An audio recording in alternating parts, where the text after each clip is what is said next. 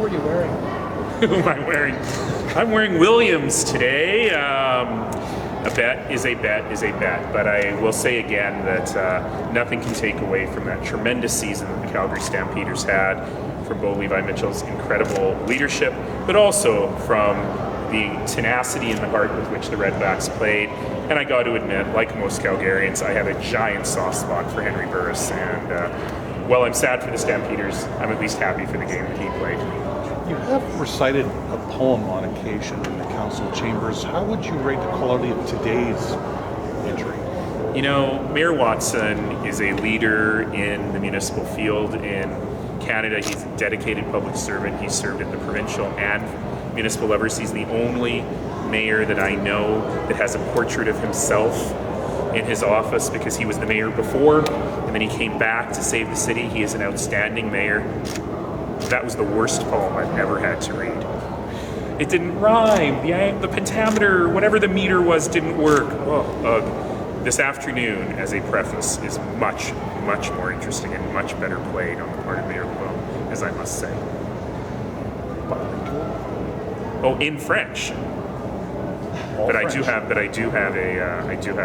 well, when I made that bet, I might have thought it might be funny for Mayor Lebeau to read a poem of my writing in English.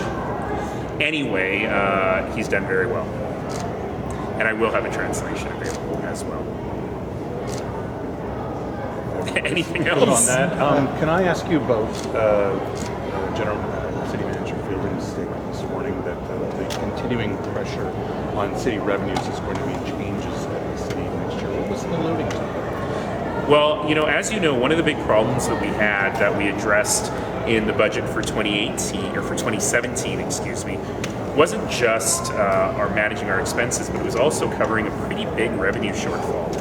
Not on the property tax base, but more on the user fees, the franchise fees, and so on, that are much more sensitive to declines in the economy.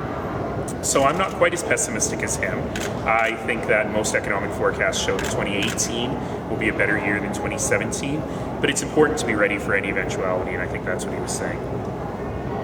Let me ask you about that secondary suite application where the person says, I don't want it, but you guys are saying, no, you're going to have it, 6 of you. Well, the challenge is that even for a member of council, if a member of council changes their mind on something once it's on council's agenda, it actually belongs to council at that point. So you actually need unanimous consent of council to withdraw it. And I think that's what a number of council members were saying is, well, it's already here, so we have to actually look at it on its planning merits. And on the planning merits, this one actually kind of makes sense. It's a very strange procedural issue. And what a couple of my colleagues were really highlighting is that they didn't really like the thought that the neighbors arm twisted the owner into doing something different than what the owner wanted to do. I don't know if that happened, and I can't really comment on whether it did or not. But I will point out that it's very, very clear under our land use bylaws that the neighbors do not have a veto. You know, council has to decide on planning considerations. And this really goes to show just how terribly broken our system is. You know, we would never stop a massive downtown high-rise because a few neighbors disagreed with it. But to make someone have to go through that when they actually have to live next door to those folks, it's just not right. And there's got to be a better way to do this. You know, today, for example, we've passed so far all but one of these things, and we wasted hours of council's time doing it.